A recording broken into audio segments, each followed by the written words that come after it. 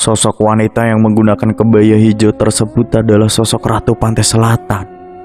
Jaka dan istrinya semakin gemetaran melihatnya, dan sosok Ratu Pantai Selatan mengatakan kepada Jaka dan Gita, "Saya akan membuat hidup kalian sejahtera, asalkan kalian menyiapkan seseorang untuk ikut ke tempat pekerjaan saya."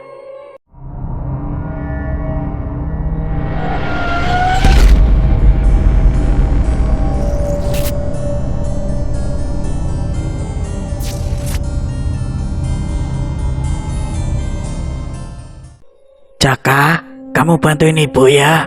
Tolong bersihkan semua piring yang kotor di dapur." teriak ibunya. "Iya bu, bentar," jawab Jaka. "Sekarang Jaka, nunggu apa sih?" timpal ibunya. Jaka yang sedari tadi sedang berada di dalam kamarnya langsung bergegas menuju ke dapur untuk membantu ibunya mencuci piring. Kesehariannya Jaka memang sering sekali membantu ibunya beres-beres rumah yang berantakan. Sedangkan kakaknya jarang sekali disuruh-suruh oleh ibunya. Mungkin karena Mas Sandi ini adalah anak kesayangan dari Bu Marni. Bahkan Mas Sandi tidak pernah dimarahi oleh Bu Marni. Kalau Jaka melakukan kesalahan sedikit pun pasti akan dimarahi oleh Bu Marni habis-habisan. Tapi meskipun begitu, Jaka tidak mengeluh. Jaka masih duduk di kelas 1 SMA. Sedangkan Mas Sandi ini duduk di kelas 3 SMA. Mas Sandi dan Jaka ini usianya terpaut 3 tahun. Mereka juga sekolah di tempat yang sama. Jaka dan Mas Sandi ini juga mereka berdua selalu akur. Ya meskipun kadang pernah bertengkar karena masalah yang sepele. Bu Marni dan Pak Bambang hanya memiliki 2 anak saja, yaitu Mas Sandi dan Jaka. Pak Bambang merupakan orang kaya raya, hidupnya berkecukupan dan memiliki rumah mewah. Pak Bambang memiliki usaha toko material, sedangkan Bu Marni ini ibu-ibu sosialita yang selalu kumpul-kumpul dengan teman-temannya, seperti kumpul arisan. Suatu ketika, Mas Sandi meminta kepada Pak Bambang untuk dibelikan motor sport. "Pak, belikan aku motor sport dong, biar kayak teman-teman aku. Masa pakai motor yang itu terus?" ucap Mas Sandi. "Untuk apa sih, San? Itu motor kamu juga baru beli beberapa tahun yang lalu. Baru 2 tahun dibeli, masih bagus," jawab Pak Bambang. Tiba-tiba Bu Marni ikut nyimbrung nyeletuk pembicaraan antara Pak Bambang dan Mas Sandi. "Belikan saja lah Pak, yang satunya kan bisa buat Jaka nantinya. Lagian Jaka selalu boncengan sama Sandi kalau berangkat sekolah," timpal Bu Marni. Sementara Jaka yang baru keluar dari kamar mandi menghampiri mereka. "Ada apa Pak?" tanya Jaka. "Ini masmu minta dibelikan motor sport," ucap Pak Bambang. "Loh, itu kan motornya juga masih baru Mas," jawab Jaka. "Kamu gak usah ikut campur," kata Mas Sandi. Seketika Jaka pun terdiam duduk di samping Pak Bambang. "Jaka, kamu gak apa-apa kan kalau masmu bapak belikan motor lagi? Nanti kamu pakai motor Mas Sandi yang itu ya," ucap Pak Bambang. "Iya nggak apa-apa kok Pak," jawab Jaka lemas. Memang Pak Bambang dan Bu Marni selalu saja memanjakan Mas Sandi, sedangkan Jaka mendapatkan bagian dari bekas kakaknya. Tapi meskipun begitu, Jaka masih tetap sabar dan menerima. Sebenarnya Pak Bambang ini tidak membeda-bedakan anaknya, tapi karena hasutan dari Bu Marni, jadi Pak Bambang mengikuti. "Nanti kamu bapak belikan HP baru saja Jaka," timpal Pak Bambang. "Serius Pak? Terima kasih Pak," jawab Jaka. "Masa Jaka doang yang dibelikan HP baru Pak? Sandi juga dong," timpal Bu Marni. "Kan Sandi udah dibelikan motor Bu. Gantian lah Bu, lagian harga HP sama motor kan jauh beda Bu," ucap Pak Bambang. Obrolan mereka pun terhenti karena sudah larut malam. Waktu sudah menunjukkan pukul 9 malam.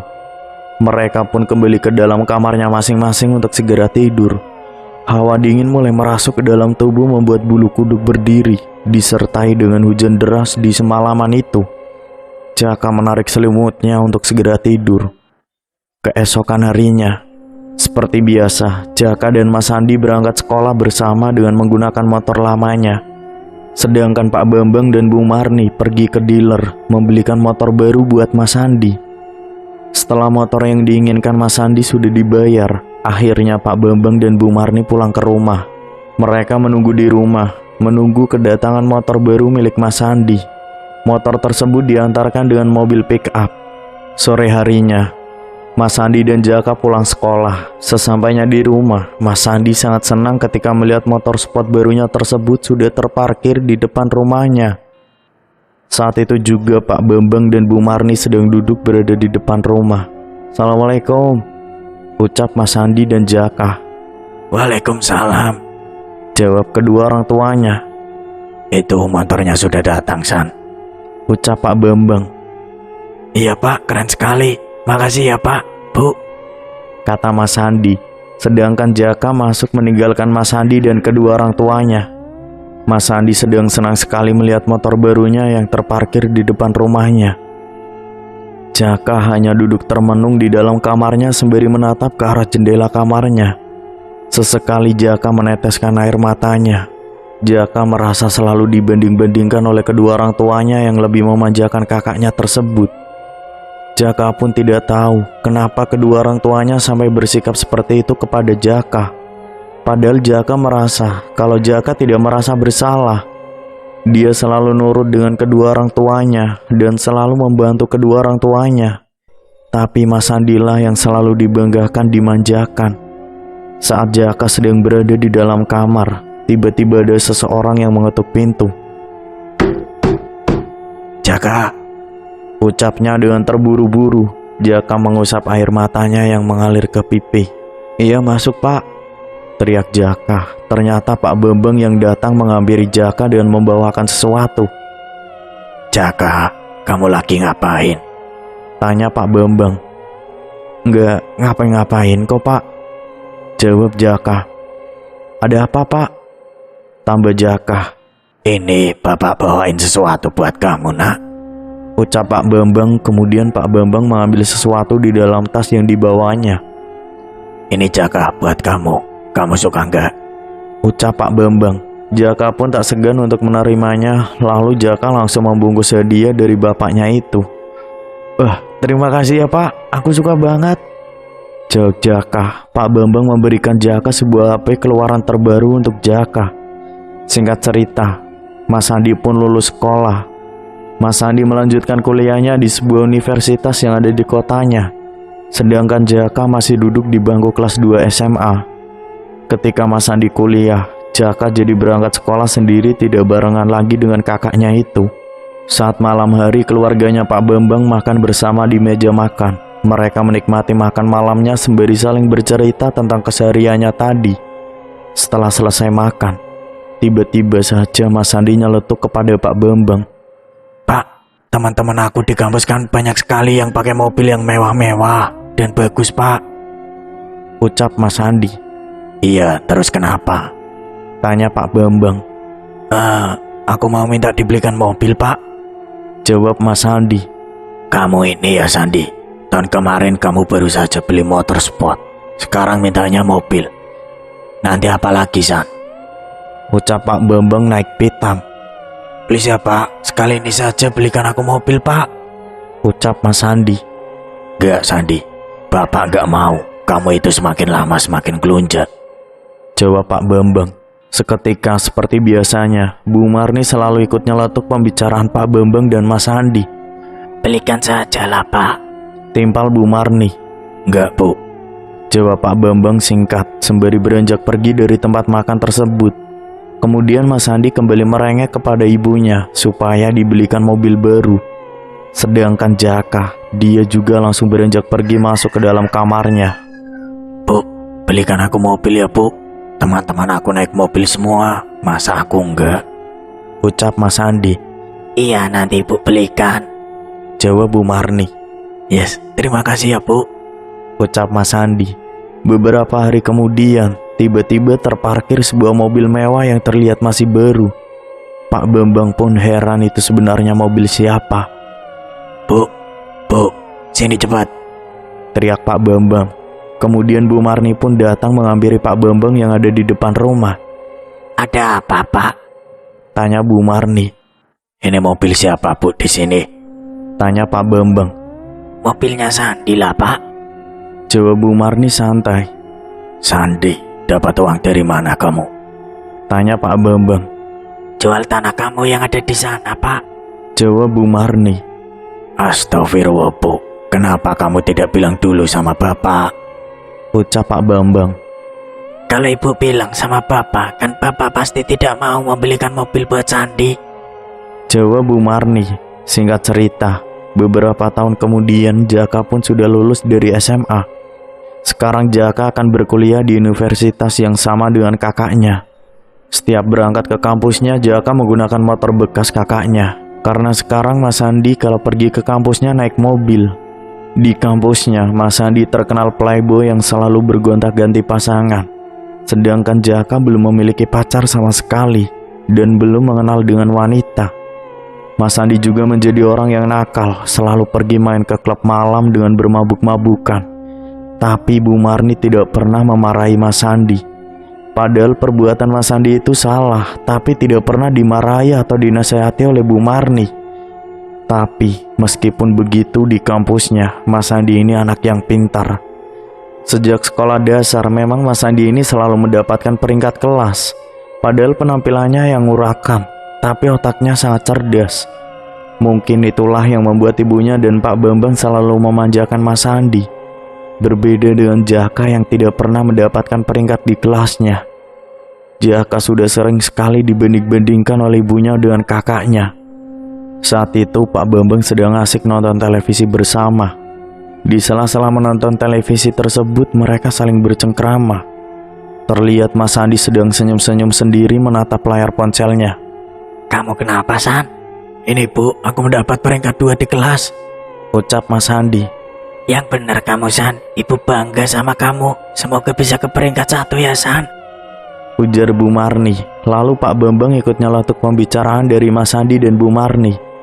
Hebat kamu, San. Kamu mau hadiah apa? Ucap Pak Bambang. Sementara Jaka yang ada di sana hanya bisa terdiam melihat dan mendengar kakaknya yang selalu dipuji-puji. Jaka, lihat nih kakak kamu, dia pintar. Contoh dong kakak kamu. Ucap Bu Marni. Jaka hanya bisa terdiam, menunduk dengan apa yang dikatakan ibunya. Jaka menahan rasa tangisnya di dalam hati.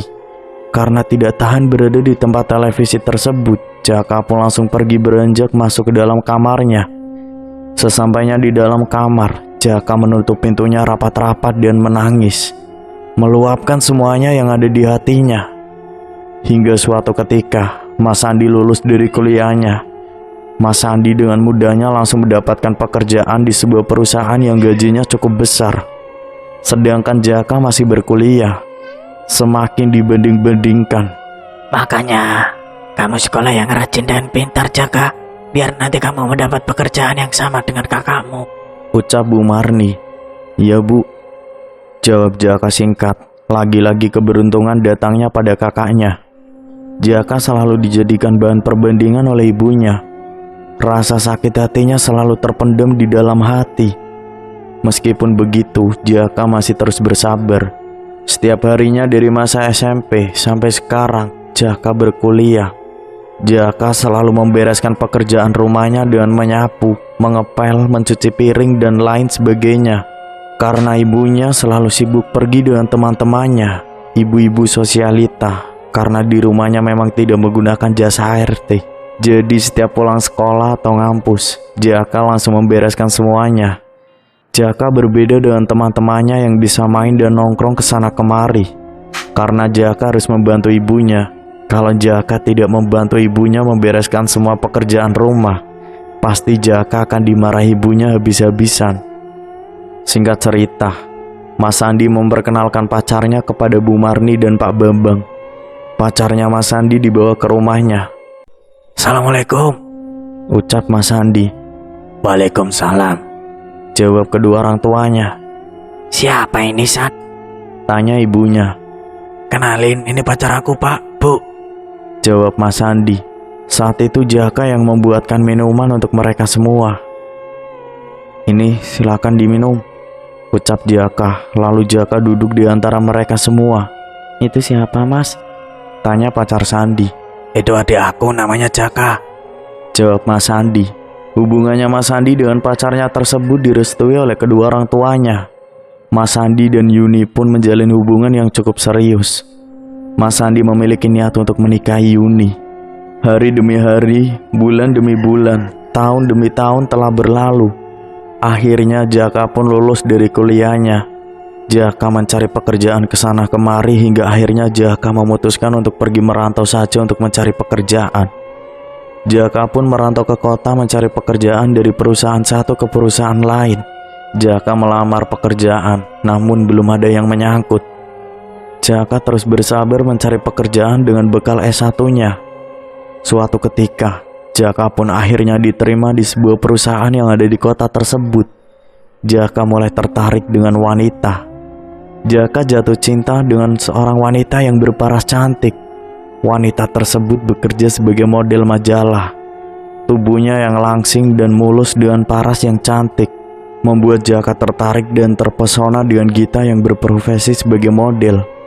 Jaka dan Gita bertemu di perusahaan tempat Jaka bekerja karena Gita menjadi model produk kosmetik di perusahaan Jaka bekerja. Jaka mencoba untuk mendapatkan hatinya Gita, dan pada akhirnya Gita pun jatuh cinta dengan Jaka. Mereka menjalin hubungan pacaran. Setiap minggu sekali Jaka selalu jalan bareng dengan Gita untuk berkencan. Ketika Jaka sedang tertidur di kontrakannya, Jaka mendengar ada suara dering ponselnya. Jaka yang sedang melamun menatap ke arah langit-langit dinding langsung terperenjat dan langsung melihat notif nama panggilan di layar ponselnya. Saat dilihat ternyata panggilan dari Mas Andi. Jaka pun langsung mengangkat teleponnya. Halo, ada apa Mas? Aku mau menikah minggu depan, kamu pulang ya? Ucap Mas Andi. Iya Mas, nanti aku usahakan untuk pulang, jawab Jaka. Kamu di sana apa kabar? Betah kamu di sana? Tanya Mas Andi. Baik Mas, ya betah Mas, jawab Jaka. Obrolan mereka pun terhenti karena tiba-tiba saja baterai HP-nya Jaka lowbat. Jaka merasa lebih tenang tinggal sendirian di kontrakannya itu karena dia tidak mendengarkan lagi ucapan ibunya yang menyakitkan. Dan Jaka juga lebih bebas untuk melakukan segala hal. Seminggu kemudian, Jaka pun akan pulang ke kampungnya untuk menghadiri pernikahan kakaknya. Jaka sudah izin dengan atasannya untuk cuti beberapa hari karena mau pulang kampung. Setelah sudah mendapatkan izin dari atasannya, Jaka pun langsung pergi ke kampung dengan menggunakan bus. Perjalanannya yang ditempuh oleh Jaka itu sekitar 7 jam. Sesampainya di kampung, sampai di rumah kedua orang tuanya, Jaka ini langsung dicecar dengan berbagai pertanyaan oleh ibunya. Kamu pulang kampung naik apa, Jaka? Kamu kerja di mana? Bagian apa? Cecar Bu Marni. Aku naik bus Bu, di perusahaan kosmetik bagian manajer Bu, jawab Jaka. Bagian manajer kok naiknya bus, Jaka? Kenapa nggak beli mobil? Tanya Bu Marni. Emang harus punya mobil Bu kalau kerjanya sebagai manajer? Tanya Jaka. Iyalah Jaka, gaji kamu kan pasti besar. Jadi mana mungkin kalau kamu tidak bisa beli mobil? Ucap Bu Marni. Iya Bu, tapi aku masih belum berniat beli mobil, gimana? Jawab Jaka. Singkat cerita, acara pernikahannya Mas Andi pun digelar dengan mewah dan lancar. Saat itu lagi-lagi Jaka dibandingkan dengan kakaknya oleh Bu Marni. Lihat Jaka, itu kakakmu, dia sangat beruntung sekali mendapatkan istri yang kaya dan cantik. Pekerjaannya juga sukses, ucap Bu Marni.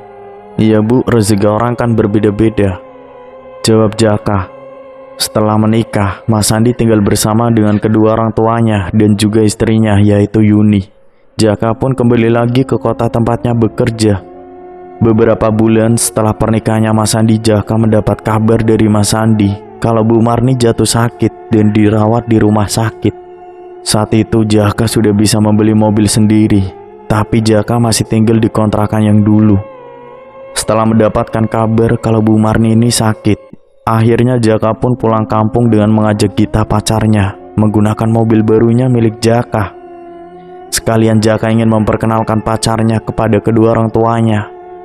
Perjalanan yang ditempuh Jaka masih sama, yaitu 7 jam perjalanan.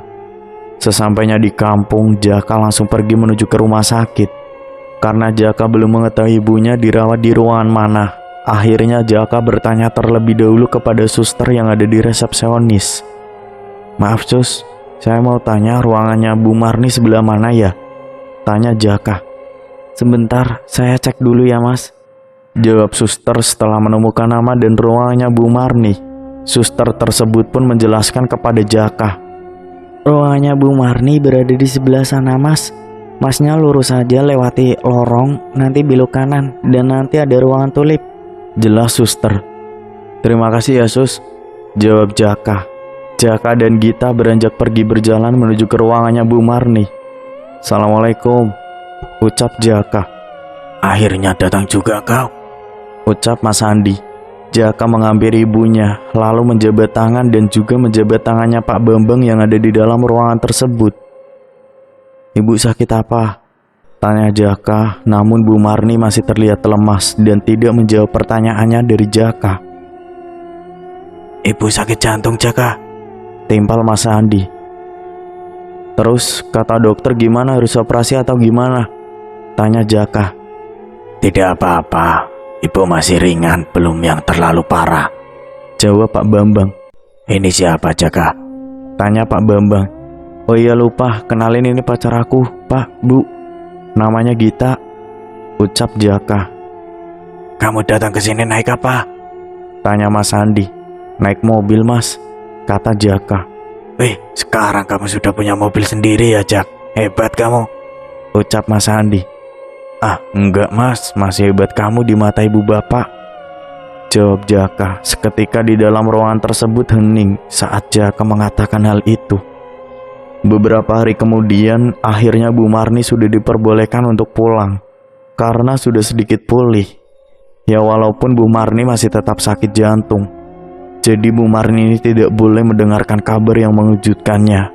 Karena kalau mendengarkan kabar buruk, sakit jantungnya tersebut akan kumat. Saat Bu Marni sudah dibawa pulang, Jaka izin pamit untuk pulang lagi ke kotanya karena besok harus bekerja. Karena juga sudah lega, Bu Marni sudah pulih seperti semula lagi. Singkat cerita, Jaka dan Gita sudah menjalin hubungan lama, dan akhirnya Jaka ingin segera menikahi Gita untuk dijadikan sebagai pendamping hidupnya. Jaka dan Gita kembali pulang kampung untuk meminta izin restu kepada kedua orang tuanya Jaka. "Pak, Bu, aku mau minta izin sama bapak ibu. Aku ingin menikahi Gita sebagai istriku, Bu," ucap Jaka. "Kamu yakin? Memangnya kita bekerja sebagai apa?" tanya Bu Marni. "Dia model brand kosmetikku, Bu," jawab Jaka. "Emangnya kamu sanggup untuk memenuhi semua kebutuhannya kita?" tanya Bu Marni. "Insya Allah aku sanggup, Bu," jawab Jaka. "Ya sudah, kalau kamu yakin dan siap, Bapak akan merestui kalian," timpal Pak Bambang. "Ibu gak setuju," jawab Bu Marni. "Loh, kenapa, Bu?" tanya Pak Bambang. Namun Bu Marni tidak menjawab. Bu Marni meskipun cuek terhadap Jaka, tapi Bu Marni memperhatikan apa yang terbaik untuk Jaka. Pacarnya Jaka ini penampilannya sangat serba mewah dengan pakaiannya yang glamor, dan Bu Marni memandang Gita ini kalau Gita adalah wanita yang materi. Jadi Bu Marni tidak merestui hubungannya Jaka karena Bu Marni takut kalau nanti Jaka hanya dimanfaatkan saja oleh Gita. "Kenapa Bu? Emangnya Gita salah apa? Dia baik, dia cantik," ucap Jaka. "Pokoknya ibu gak setuju," ucap Bu Marni. "Ibu ini kenapa dari dulu selalu bersikap tidak ada denganku? Selalu Mas Andi yang ibu banggakan, ibu bandingkan dengan aku terus. Aku udah sabar Bu dari dulu. Aku mencoba menjadi yang terbaik, tapi selalu salah di mata ibu. Aku capek Bu," jelas Jaka mengeluarkan semua isi hatinya yang selama ini terpendam. "Terserah ibu mau merestui aku sama Gita atau enggak. Yang penting bapak sudah merestui aku dan Gita. Aku akan tetap menikah, Bu," ucap Jaka. Kemudian Jaka pun pergi meninggalkan kedua orang tuanya. Jaka dan Gita kembali ke kota. Singkat cerita, akhirnya Jaka melangsungkan pernikahannya di kota bersama dengan Gita. Dan hanya dihadiri keluarganya Gita, dan hanya kakaknya yaitu Mas Andi dan istrinya Mbak Yuni. Setelah resmi menikah, Gita ikut tinggal di kontrakannya Jaka. Pekerjaannya Jaka semakin lancar. Dan uang yang didapatnya itu bisa memenuhi kebutuhannya dari istrinya yang hidup serba mewah. Namun hingga suatu ketika, Jaka ini dikeluarkan dari perusahaannya karena perusahaannya Jaka bekerja tersebut mengurangi pengurangan perusahaannya tengah diambang kebangkrutan.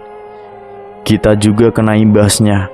Dia sudah berhenti menjadi model di perusahaan tersebut. Mereka berdua akhirnya menganggur. Namun Jaka dan Gita mendapatkan uang pesangon dari perusahaannya. Uang pesangon Jaka dan Gita itu dijadikan satu untuk modal buka usaha kecil-kecilan di pasar. Jaka dan Gita membuka usaha toko kelontong di pasar. Dan sekarang Gita tidak berpenampilan seperti dulu karena menyesuaikan dengan keadaannya. Toko kelontongnya Jaka dan Gita pun akhirnya sudah dibuka. Hari-hari awal Jaka dan Gita buka toko kelontongnya itu cukup ramai orang yang datang. Tapi akhir-akhir ini usaha kelontongnya semakin sepi. Tidak ada yang datang. Hingga akhirnya aset mobil milik Jaka satu-satunya itu harus Jaka jual untuk memenuhi kebutuhan makannya sehari-hari. Suatu ketika tiba-tiba saja ibunya Jaka kumat kembali. Jaka mendapatkan kabar dari Mas Andi untuk pulang kampung. Akhirnya Jaka dan Gita pun pulang ke kampung dengan menggunakan bus. Sesampainya di rumah sakit, ibunya terlihat sedang berbaring di ranjang rumah sakit. "Bu, semoga ibu cepat sembuh ya," ucap Jaka. Mau ngapain kamu datang kemari? Jawab Bu Marni. Ibu nggak boleh seperti itu. Timpal Pak Bambang. Jaka, kamu sama istrimu kok terlihat kurus sekarang. Dan terlihat lesu tidak seperti dulu. Kalian kenapa? Tanya Pak Bambang. Kamu datang ke sini naik apa? Tanya Mas Andi. Naik bus, Mas. Iya Pak, aku sama Gita sudah dikeluarkan dari perusahaan. Dan sekarang kita buka toko kelontong di pasar. Mobilnya juga udah aku jual. Jadi kesini naik bus, jawab Jaka. Itulah akibat durhaka dengan orang tua, tidak mendengarkan apa kata orang tua. Jadinya hidupnya blangsak, susah. Lihat Sandi, dia makin sukses, kaya, punya perusahaan sendiri. Timpal Bu Marni. Jaka pun hanya bisa tertunduk malu mendengar apa yang dikatakan oleh ibunya. Ibu gak boleh seperti itu. Rezeki orang kan berbeda-beda, Bu, ucap Pak Bambang. Sudahlah, mending kamu pulang saja, Jaka, ucap Bu Marni. Oke Bu, aku akan pulang sama istri aku. Dan aku akan buktikan kalau aku bisa sukses melebihi dari Mas Sandi, jawab Jaka yang sudah naik pitam. Akhirnya Jaka dan Gita pun pergi kembali ke kotanya. Singkat cerita, Jaka mengeluh pusing karena toko kelontongnya sepi, bukannya mendapatkan pemasukan. Tapi Jaka malah terus mengeluarkan uang untuk modalnya. Apalagi Gita yang setiap harinya selalu memarahi Jaka karena tidak mau mencari pekerjaan yang lain. Bukannya Jaka tidak mau, tapi Jaka sudah mencari pekerjaan kesana kemari. Hasilnya masih tetap nihil. Jaka belum mendapatkan panggilan kerja. Saat malam hari, ketika Jaka sedang berbaring sembari menatap layar ponselnya, tiba-tiba Jaka melihat ada sebuah berita yang bisa membuat orang menjadi kaya mendadak. Jaka pun memperlihatkan kepada istrinya berita tersebut. Gita, lihat ini. Apa kita melakukan pesugihan pantai selatan ini saja, Git? Kita bisa kaya raya mendadak, ucap Jaka. Aku setuju, Mas. Kita besok langsung ke sana aja, Mas. Lebih cepat lebih baik, jawab Gita. Akhirnya Jaka dan Gita sepakat untuk besok mendatangi tempat yang tertuliskan di dalam berita tersebut. Keesokan harinya, Jaka dan Gita bersiap-siap untuk datang ke tempat padepokan untuk melakukan pesugihan pantai selatan. Jaka dan Gita menggunakan bus untuk menuju ke tempat itu. Perjalanan yang ditempuh cukup lama karena tempatnya cukup jauh dari kota yang ditinggali Jaka. Beberapa jam berlalu, akhirnya Jaka dan Gita sampai di sebuah padepokan. Jaka dan Gita langsung berjalan menuju ke padepokan tersebut. Assalamualaikum, ucap Jaka dan Gita.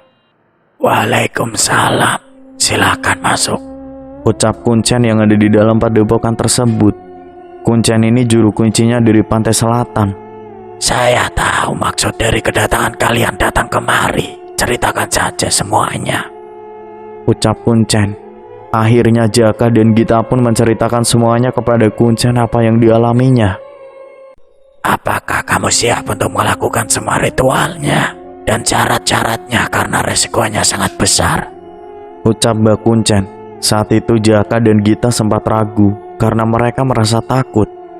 Tapi ketika mengingat ucapan ibunya yang menyakitkan itu, akhirnya Jaka dan Gita yakin dan siap untuk melakukan apapun. Saya siap, Mbah, saya yakin. Kalau begitu, kamu harus menyiapkan ayam hitam sebagai persembahan ritual awal untuk mendapatkan tumbal. Tumbal, Mbah? Iya, kamu harus menyiapkan tumbal manusia yang masih dalam keluargamu untuk kamu mendapatkan kekayaan. Jawab Mbah Kuncen. Bagaimana? Apa kamu sanggup? Tanya Mbah Kuncen. Sanggup, Mbah. Jawab Jaka. Bagus. Kalau begitu, kamu dan istrimu harus melakukan sebagai syaratnya terlebih dahulu. Ucap Mbah Kuncen. Apa syaratnya, Mbah? Kamu dan istrimu harus melakukan puasa moti selama 3 hari saat nanti melakukan ritual 3 hari. Ucap Mbah Kuncen. Maksudnya bagaimana itu, Mbah?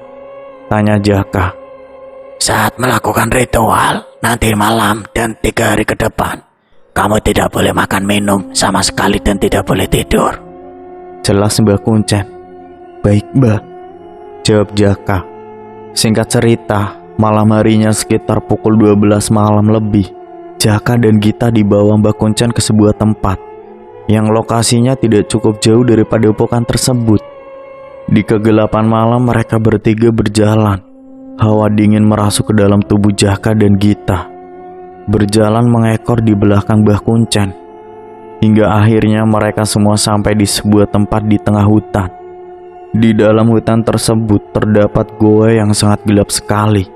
Mbah Kuncen mulai menyalakan kemenyan di dalam goa tersebut, dan sesajen yang sudah dibawanya diletakkan di dalam goa tersebut. Tak lupa juga dengan ayam hitam yang sudah dibawanya sebagai persembahan nantinya kepada Ratu Pantai Selatan. Mbah Kuncen juga memberikan sebuah mantra untuk nantinya Jaka dan Gita rapalkan pada saat ritual. Ini mantranya yang harus kamu baca. Nanti ingat, kalian harus puasa moti selama 3 hari. Dan nanti saya akan menjemput kalian lagi ke sini. Ucap Mbah Kuncen. Baik, Mbah, kami mengerti. Ucap Jaka. Ingat, kalian jangan pernah menoleh ke belakang kalau mendengar suara gangguan-gangguan apapun. Dan kalian jangan membacakan doa-doa apapun, meskipun kalian dalam keadaan yang sangat takut. Kata Mbah Kuncen. Jaka dan Gita pun mengangguk mengerti apa yang dikatakan oleh Mbah Kuncen. Singkat cerita, Jaka dan Gita mulai duduk bersila di dalam gua tersebut dengan beralaskan daun. Dan di dalam gua tersebut sangat gelap sekali, hanya ada penerangan dari lilin yang dinyalakan tadi. Jaka dan Gita mulai membacakan mantranya. Hawa dingin mulai merasuk ke dalam tubuhnya serta banyak nyamuk yang mengerumuni tubuhnya. Karena di dalam gua sangat gelap dan membuat suasana semakin mencekam. Terdengar sayup-sayup suara kelelawar dari ujung goa. Tidak hanya satu, tapi suara tersebut terdengar banyak sekali. Jaka dan Gita semakin merinding saat mendengar ada suara seperti harimau yang sedang mengerang. Mereka berdua ketakutan, tubuhnya gemeteran. Tapi mereka ingat pesan dari Mbah Kuncen untuk tidak melihat ke arah belakang, apapun yang telah mengganggunya. Jaka dan Gita juga mendengar ada suara tapakan kaki yang sangat berat, membuat tubuh mereka yang ada di dalam gua tersebut terguncang. Tubuhnya semakin terguncang dan gemetaran. Namun Jaka dan Gita masih terus merapalkan mantranya. Tidak hanya itu, Jaka dan Gita juga mendengar ada suara anak kecil yang sedang bermain dengan suara ketawa-tawanya, membuat bulu kuduk Jaka dan Gita merinding. Keringat dingin mulai membasahi bajunya. Hari pertama sudah terselesaikan. Hari berikutnya Jaka dan Gita masih tetap melakukan ritualnya dengan membacakan mantranya. Malam kedua suasananya semakin mencekam. Jaka tiba-tiba mencium bau anyir darah seperti bangkai saat Jaka dan Gita sedang merapalkan mantranya. Dan beberapa saat kemudian tiba-tiba tercium bau kembang-kembangan yang sangat wangi sekali. Di saat yang bersamaan, Jaka dan Gita mendengar tapakan sepatu kuda. Suara sepatu kuda tersebut juga dibarengi dengan suara kerincing yang terdengar sayup-sayup di telinganya, membuat Jaka dan Gita sangat ketakutan karena mereka tahu kalau itu pasti kedatangan dari Ratu Pantai Selatan dengan Kencana dan beberapa pengawalnya. Hembusan angin masuk ke dalam gua tersebut. Anginnya cukup kencang membuat bulu kuduknya berdiri merinding. Jaka dan Gita merasa di tubuhnya seperti ada sebuah kain selendang yang menempel ke tubuhnya. Tubuhnya terasa geli dan takut saat selendang itu nempel di tubuh. Tiba-tiba di hadapannya, Jaka dan istrinya melihat ada sosok wanita yang sangat cantik dengan pakaian kebaya berwarna hijau disertai dengan selendang dan mahkota yang ada di atas kepalanya. Sosok wanita yang menggunakan kebaya hijau tersebut adalah sosok Ratu Pantai Selatan. Jaka dan istrinya semakin gemeteran melihatnya, dan sosok Ratu Pantai Selatan mengatakan kepada Jaka dan Gita, "Saya akan membuat hidup kalian sejahtera, asalkan kalian menyiapkan seseorang untuk ikut ke tempat pekerjaan saya. ucap Ratu Pantai Selatan. Dan jika kalian sudah berhasil menumbalkan salah satu dari keluargamu, kalian akan menjadi kaya raya mendadak."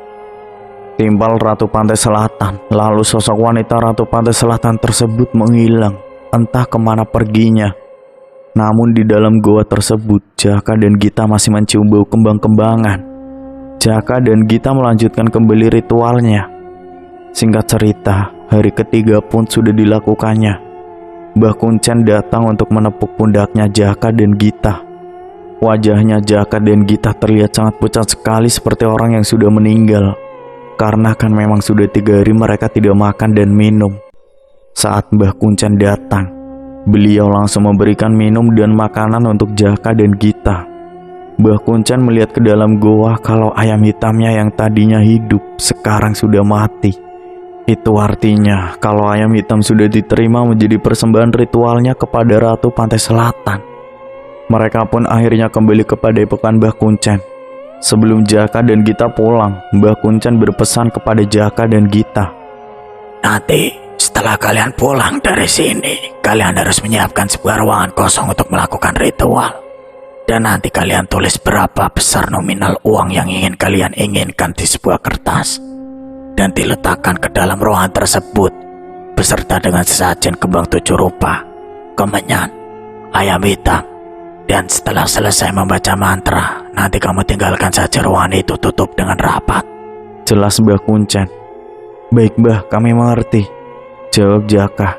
"Setiap bulan sekali kamu harus datang ke sini untuk melakukan ritual kecil-kecil. Kamu datang di setiap malam Jumat Kliwon," ucap Mbah Kuncen. "Ya Mbah, terima kasih, kalau begitu saya pamit pulang dulu," jawab Jaka setelah semuanya sudah selesai. Jaka dan istrinya pun kembali ke kontrakannya yang ada di kota.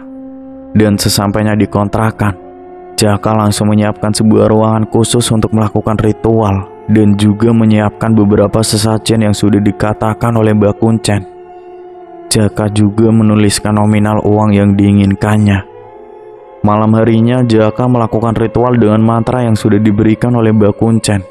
Dan setelah selesai melakukan ritual, Jaka keluar menutup rapat pintu ruangan ritualnya. Singkat cerita, keesokan harinya Jaka dan Gita masuk ke dalam ruangan tempat ritual tersebut. Jaka dan Gita pun terkejut ketika melihat banyak sekali uang dan perhiasan di dalam ruangan tersebut. Mereka benar-benar menjadi kaya raya mendadak. Jaka dan Gita pun memutuskan untuk pulang kampung saja untuk tinggal di rumahnya kedua orang tua Jaka. Kedua orang tuanya Jaka yaitu Bu Marni dan Pak Bambang pun mengizinkan Jaka dan istrinya tinggal di rumahnya. Karena memang rumahnya Pak Bambang sangat besar dan masih banyak ruangan kosong yang tidak ditempati. Namun itu hanya sementara, karena Jaka dan Gita akan membangun rumah sendiri di dekat rumah orang tuanya. Jaka juga ingin membuka usaha toko sepeda di pasar. Hingga memiliki beberapa cabang toko sepedanya membuat Jaka semakin kaya raya. Jaka juga sudah tidak dihina dan dibanding-bandingkan lagi oleh ibunya. Karena sekarang Jaka sudah hidup mewah dan berkecukupan bergelimang harta. Setelah rumahnya Jaka dan Gita sudah jadi, mereka langsung pindah ke tempat rumah barunya. Hari demi hari berlalu. Di rumahnya Pak Bambang setiap malamnya selalu mendapatkan gangguan. Pernah suatu ketika, saat malam hari, saat Mas Andi setelah dari toilet karena kebelet buang air kecil. Saat itu, Mas Andi melihat sosok bayangan hitam masuk ke dalam kamar kedua orang tuanya. Tapi Mas Andi tidak terlalu menghiraukan akan hal tersebut. Mas Andi juga sempat menginap di rumah barunya Jaka. Mas Andi dan istrinya menginap semalam saja. Malam itu Mas Andi dan istrinya tidak bisa tidur karena mendengar ada suara tapakan kaki kuda yang sayup-sayup terdengar di telinganya. Tidak hanya itu, Mas Andi dan Yuni juga mencium bau-bau kemenyan di rumahnya. Kadang juga bau kembang-kembangan. Saat Mas Andi dan Yuni lihat keluar dari kamarnya, terlihat sepi, tidak ada apa-apa. Singkat cerita, setelah menginap dari rumahnya Jaka dan Gita, Mas Andi pun kembali pulang ke rumahnya Bu Marni dan Pak Bambang. Saat di rumah kedua orang tuanya, anehnya Mas Andi juga mendengar seperti ada suara tapakan kuda serta suara kerincing. Tidak hanya itu, Mas Andi mencium bau kemenyan dan kembang-kembangan sama seperti yang dialami di rumahnya Jaka. Suatu malam hari, saat Bu Marni sedang bermimpi, dia didatangi oleh sosok genderuwo di dalam mimpinya. Sosok genderuwo tersebut bertubuh besar, tinggi, berbulu dengan gigi taring yang keluar dari mulutnya. Sosok genderuwo tersebut mencoba untuk mendekati tubuhnya Bu Marni dan mengatakan sesuatu kepada Bu Marni. "Ayo ikut denganku," ucap sosok genderuwo tersebut. Tangan sosok genderuwo tersebut mencoba memegangi tangannya Bu Marni. Namun Bu Marni mencoba melawan. Tubuhnya terasa gemeteran, ketakutan. Bu Marni pun teriak-teriak sekencang-kencangnya. Bu Marni pun terbangun. "Ada apa, Bu?" tanya Pak Bambang yang tertidur di sampingnya Bu Marni. Bu Marni masih terasa ngos-ngosan nafasnya dan tubuhnya penuh dengan keringat yang bercucuran. "Ibu kenapa? Ibu mimpi buruk ya?" tanya Pak Bambang. Iya Pak, Ibu bermimpi ada sosok genderuwo menghampiri Ibu, jawab Bu Marni. Setiap harinya, setiap malam, suara yang didengarkan oleh Mas Andi dan Yuni didengarnya terus-menerus. Kadang juga Mas Andi mendengar ada suara tangisan perempuan berada di belakang rumahnya. Saat itu Mas Andi sedang berada di dapur untuk mengambil segelas air putih. Dan betapa terkejutnya Mas Andi melihat rak piring di dapurnya tersebut bergerak-gerak sendiri. Mas Andi yang ketakutan pun langsung lari terbirit-birit masuk ke kamarnya. Saat Mas Andi lari, Mas Andi mendengar ada suara langkah kaki yang sama dengan suara langkah Mas Andi. Namun saat Mas Andi menoleh ke belakang, ternyata tidak ada siapa-siapa di sana. Singkat cerita, tiba-tiba saja Bu Marni meninggal dunia. Bu Marni ditemukan di dalam kamarnya dengan wajahnya yang tiba-tiba membiru dan koreng yang ada di sekujur tubuhnya. Padahal sebelumnya Bu Marni tidak menderita koreng. Waktu itu Pak Bambang tidak ada di sampingnya Bu Marni. Pak Bambang sedang di toko materialnya. Mas Andi dan Yuni juga sedang pergi ke rumah orang tuanya Yuni. Jadi rumahnya Bu Marni tinggal sendirian. Bu Marni ditemukan oleh Pak Bambang ketika Pak Bambang baru pulang. Pak Bambang langsung menangis saat melihat istrinya sudah meninggal dunia. Dan koreng yang ada di tubuhnya Bu Marni ini sangat busuk sekali baunya. Saat itu ketika Bu Marni di rumah sendirian, Bu Marni didatangi oleh sosok genderuwo nyata di hadapannya di dalam kamar. Sehingga Bu Marni shock dan meninggal dunia karena memang Bu Marni memiliki penyakit jantung. Jadi secara mudahnya Bu Marni meninggal dunia. Kematiannya Bu Marni juga diduga meninggal karena serangan jantung. Karena Bu Marni memiliki penyakit jantung, jadi kemungkinan ada kaitannya dengan sakit yang dideritanya. Jaka dan Gita pun ke rumah kedua orang tuanya untuk mengantar ibunya ke peristirahatan terakhir. Namun setelah peninggalan ibunya Jaka dan Gita malah menjadi semakin kaya raya.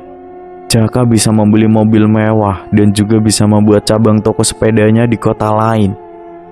Seminggu setelah kepergian ibunya, tiba-tiba Mas Andi menderita sakit. Mas Andi merasa kalau kakinya susah untuk digerakkan dan Mas Andi tidak bisa berjalan. Mas Andi hanya bisa terbaring di kasurnya sudah dibawa periksa ke sana kemari, akan tetapi Mas Andi masih tetap sama hasilnya. Kakinya tidak bisa berjalan. Padahal juga sudah dilakukannya operasi pada kakinya Mas Andi, tapi tetap sama belum bisa jalan. Pak Bambang sebagai orang tuanya merasa kasihan dan iba kepada Mas Andi. Dan Pak Bambang teringat sesuatu, kalau Pak Bambang memiliki kenalan orang pintar yang bisa dibilang gurunya. Namanya Pak Mangsur. Pak Mangsur dihubungi oleh Pak Bambang untuk datang ke rumahnya. Pak Mangsur juga bersedia untuk datang ke rumahnya Pak Bambang. Mas Andi selalu mengeluh sakit pada kakinya. Aduh, sakit sekali nih Pak kakiku, teriak Mas Andi. Sabar ya San, besok ada orang pintar yang akan datang ke sini buat nyembuhin kamu, jawab Pak Bambang. Saat Mas Andi ini menderita sakit pada kakinya, Mas Andi menjadi sering memarahi istrinya, membentak istrinya, sehingga setiap harinya selalu terjadi cekcok antara Mas Andi dengan Mbak Yuni. Singkat cerita, keesokan harinya, Jaka dan Gita jenguk Mas Andi dengan membawakan buah tangan. Namun saat mendengar ada tamu datang, Jaka dan Gita ini buru-buru bergegas untuk pulang. Jaka dan istrinya berpapasan dengan Pak Mangsur di depan rumah Pak Bambang. Astagfirullah, ucap Pak Mangsur ketika melihat Jaka dan Gita. Tanpa berbasa-basi terlebih dahulu, Jaka dan Gita langsung pergi. Pak Mangsur ini langsung diajak masuk Pak Bambang ke dalam kamarnya Mas Andi. Saat di dalam kamarnya Mas Andi, Pak Mangsur langsung duduk di samping ranjangnya Mas Andi. Dan Pak Mangsur meminta untuk diambilkan segelas air putih. Pak Mangsur mulai berkomat kamit membacakan ayat-ayat suci Al-Quran. Namun saat Pak Mangsur membacakan ayat-ayat suci Al-Quran, tiba-tiba Mas Andi seperti orang yang kerasukan. Tubuhnya mencakar-cakar spraynya, dan juga tatapannya menjadi kerung sangat tajam, seperti akan menerkam mangsanya. Namun Pak Mangsur masih tetap membacakan ayat-ayat suci Al-Quran. Mas Andi memberontak. Seketika ruangan kamarnya tersebut ada hembusan angin kencang, sehingga membuat gorden jendelanya bergerak-gerak dengan sendirinya. Kamu siapa? Kenapa kamu ada di dalam tubuhnya orang ini? Tanya Pak Mangsur. Bukan urusanmu, jawab sosok yang ada di dalam tubuhnya Mas Andi. Karena sosok tersebut tidak mau menceritakan siapa dirinya, Pak Mangsur pun langsung membacakan doa untuk mengusir atau mengeluarkan sosok yang ada di dalam tubuhnya Mas Andi. Wahai kau yang ada di dalam tubuhnya orang ini, keluar kau, atau mau saya bakar dengan ayat-ayat Al-Quran, ucap Pak Mangsur. Mas Andi masih terus mengerah dan memberontak. Pak Mangsur terus berkomat kamit mengeluarkan sosok yang ada di dalam tubuhnya Mas Andi. Dan saat Pak Mangsur sedang membacakan doa, tiba-tiba saja Mas Andi pingsan. Itu tandanya sosok yang ada di dalam tubuhnya Mas Andi sudah keluar. Kemudian Mas Andi setelah tersadarkan diri diberikan air minum yang sudah didoakan oleh Pak Mangsur. Minum air putih ini, jangan habiskan, sisanya kamu basuhkan ke wajah dan kakimu, ucap Pak Mangsur. Mas Andi mengikuti apa yang dikatakan oleh Pak Mangsur. Dan setelah diminum, sisanya Mas Andi basuhkan ke wajah dan kakinya. Lalu Pak Mangsur menjelaskan kalau selama ini tubuhnya Mas Andi, seluruh tubuhnya sudah dipengaruhi oleh ilmu hitam atau ilmu gaib. Sosok jin yang mempengaruhi Mas Andi adalah jin Dasim yang membuat rumah tangga Mas Andi ini akan berantakan. Makanya Mas Andi selalu memarahi, membentak Mbak Yuni. Sebenarnya Mas Andi ini akan dijadikan tumbal seseorang, ucap Pak Mangsur. Tumbal siapa Pak? Yang melakukannya siapa Pak? Tanya Mas Andi. Masih saudara kandungmu. Tadi saya waktu berpapasan dengan adikmu dan istrinya, saya terkejut karena mereka berdua berkepala ular. Dan kemungkinan Bu Marni sudah dijadikan tumbal oleh anaknya sendiri demi harta kekayaannya, ucap Pak Mangsur. Astagfirullah, saya malu Pak. Saya tidak bisa menjaga anak-anak saya dengan baik. Saya telah gagal menjadi orang tua, jawab Pak Bambang. Bapak jangan merasa seperti itu. Ini sudah menjadi garis takdir dari Allah Subhanahu wa Ta'ala, ucap Pak Mangsur. Pak Bambang menangis tak menyangka kalau anaknya melakukan hal seperti itu. Sekarang Mas Andi sudah sembuh dan sudah bisa berjalan kembali. Sebelum Pak Mangsur pulang, Pak Mangsur membuat pagar gaib di rumahnya Pak Bambang agar tidak ada lagi di keluarganya Pak Bambang yang menjadi target tumbal. Jangan lupa kalian semua harus pertebal iman dengan rajin beribadah kepada Allah Subhanahu wa Ta'ala, ucap Pak Mangsur. Singkat cerita, Jaka dan istrinya berencana untuk pergi berlibur ke suatu tempat. Namun di saat perjalanan, Jaka dan Gita mengalami kecelakaan. Di perjalanan, mobilnya Jaka dan Gita masuk ke dalam jurang dan terbakar meledak. Jaka dan Gita akhirnya meninggal dunia dalam kecelakaannya tersebut. Mereka menjadi tumbal atas pesugihan yang dilakukannya sendiri, karena perjanjian dengan sosok Ratu Pantai Selatan meminta tumbal setiap tahunnya. Jaka tidak memberikan tumbalnya. Akhirnya Jaka dan istrinya yang melakukan perjanjian itulah yang menjadi tumbal sendiri. Selama mereka menikah juga mereka tidak dikaruniai anak. Jenazahnya Jaka dan Gita ditemukan dalam keadaan remuk dan hancur. Meskipun begitu, Pak Bambang dan Mas Sandi mau mengurus kematian dari Jaka dan Gita. Rumah yang dibangun Jaka itu sekarang terbengkalai dan menjadi angker. Semua toko sepedanya juga sekarang sudah bangkrut dan tutup semuanya. Siapa yang berbuat, dialah yang akan mendapatkan balasannya. Semoga kita dijauhkan dengan yang namanya perbuatan musyrik. Saya pamit undur diri. Wassalamualaikum warahmatullahi wabarakatuh.